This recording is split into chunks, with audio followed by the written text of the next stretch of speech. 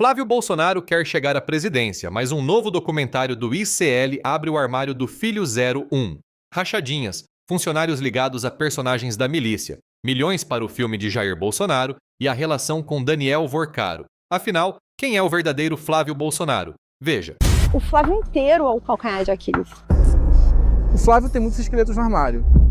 E nem começaram ainda a trazer à tona, porque a maior parte do Brasil não conhece o esquema da rachadinha no Rio de Janeiro. A maior parte do Brasil não sabe que o Flávio tem assessores que eram parentes de alguns dos principais personagens da milícia do Rio de Janeiro. O Flávio homenageou personagens vários ligados à milícia no Rio de Janeiro. O Flávio é uma pessoa que sempre foi muito próxima a Ciro Nogueira, a Rueda e vários outros personagens que agora estão explodindo de denúncias aí com o caso Master. No início, antes do vazamento, eu estava apreensivo que ele pudesse dar uma estirada grande. À medida que foram vazando, foi chegando as informações, etc., eu acho que quebrou bastante a pressão que eles tinham. Hoje está todo mundo apavorado com os próximos passos. Eles ficaram mais retraídos.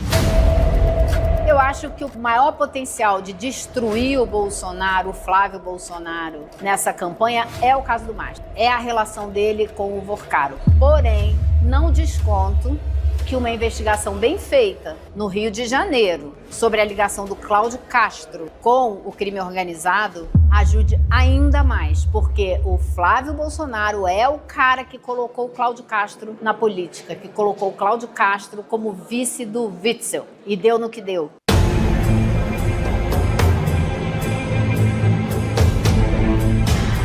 O calcanhar de Aquiles do Flávio é para todo lado, né? Eu acho que não fosse isso, não teria um documentário sobre o Flávio Bolsonaro com tanta gente querendo dar entrevista porque tem muito a dizer, né?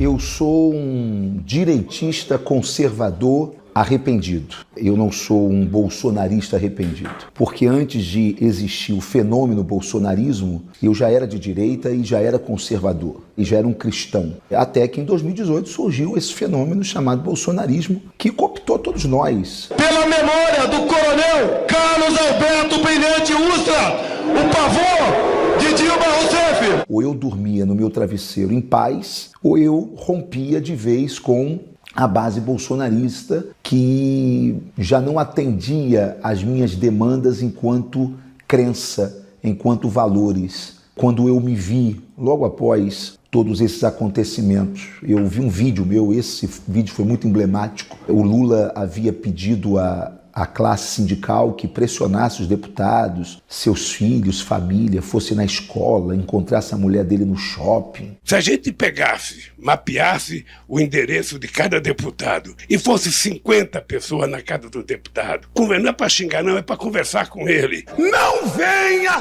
tentar visitar minha casa, porque vai ser na bala! Estão me ouvindo? Vai ser na bala, seus vagabundos!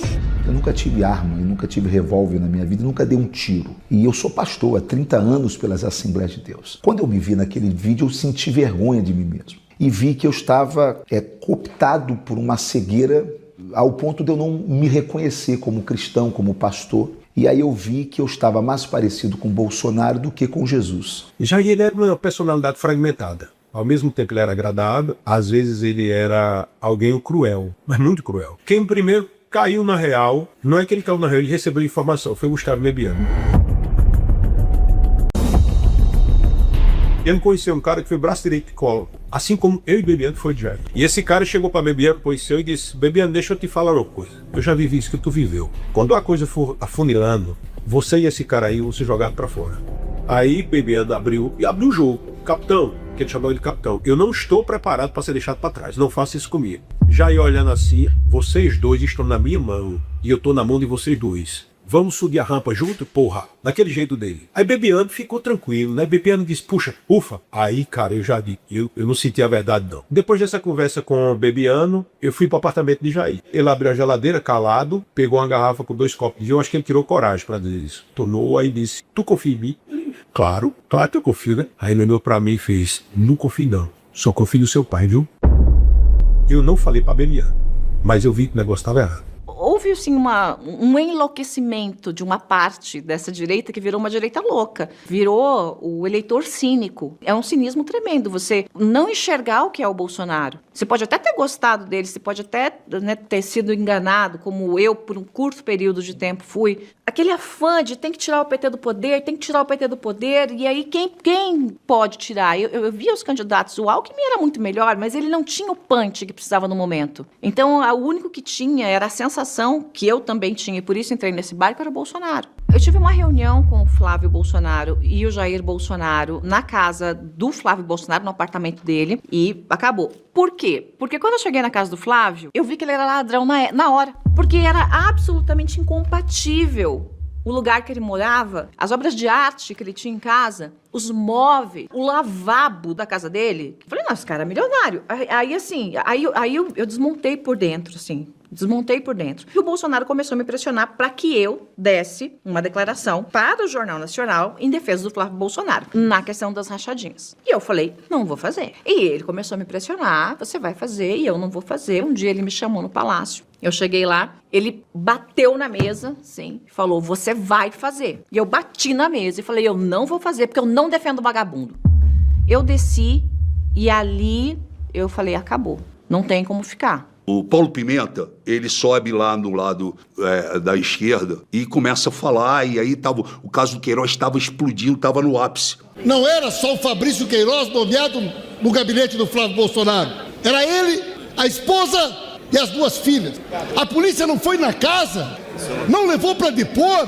Isso é um escândalo gravíssimo. Nós estamos falando da família do presidente eleito.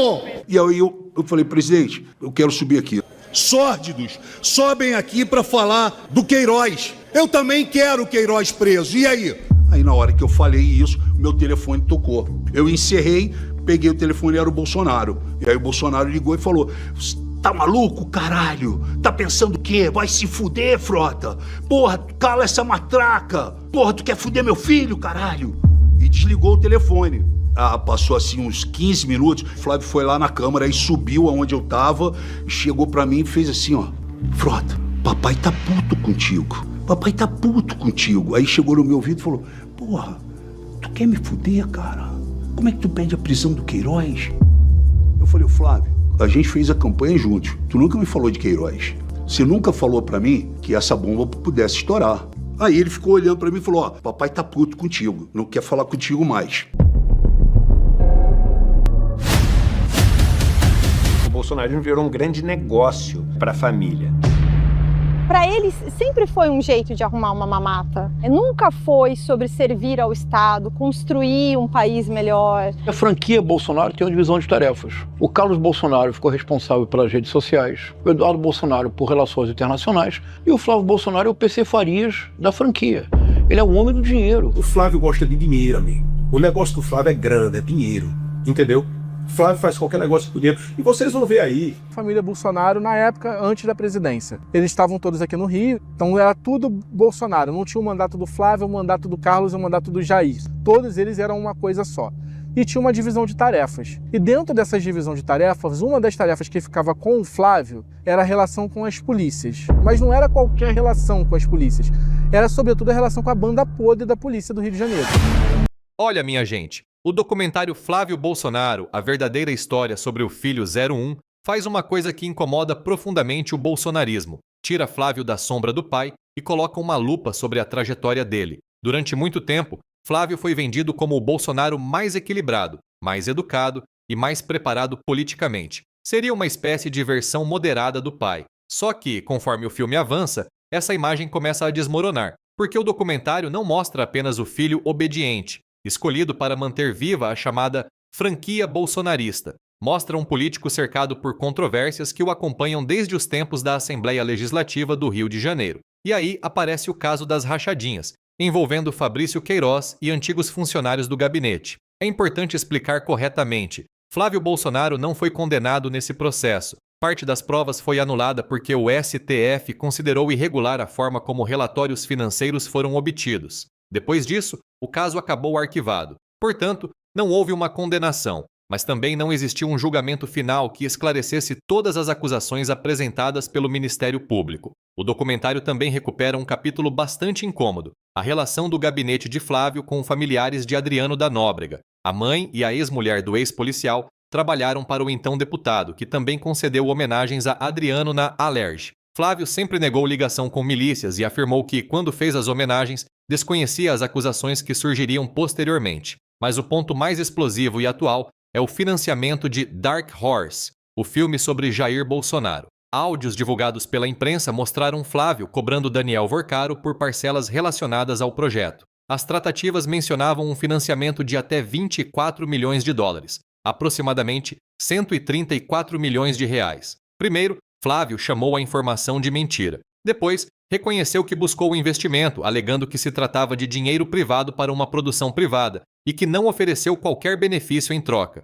E aqui está a pergunta que o documentário joga na mesa. Por que um banqueiro envolvido em um enorme escândalo financeiro teria interesse em colocar uma fortuna num filme destinado a transformar Jair Bolsonaro em herói internacional? Pode até existir uma explicação comercial, mas quando política, cinema, eleição e milhões de reais se misturam, transparência não é favor, é obrigação. Tanto que, em 23 de julho de 2026, foi autorizada a abertura de um inquérito para investigar a origem, o destino e a finalidade dos recursos ligados à produção. Isso não significa condenação, mas mostra que as dúvidas levantadas não podem simplesmente ser descartadas como perseguição. Outro aspecto poderoso do filme são os depoimentos de antigos aliados. Pessoas que estiveram dentro do bolsonarismo descrevem um ambiente dominado pela desconfiança, pelo autoritarismo e pela ideia de que somente alguém com o sobrenome Bolsonaro merece confiança. Um dos entrevistados chega a reconhecer que estava tão radicalizado que se sentia mais parecido com Bolsonaro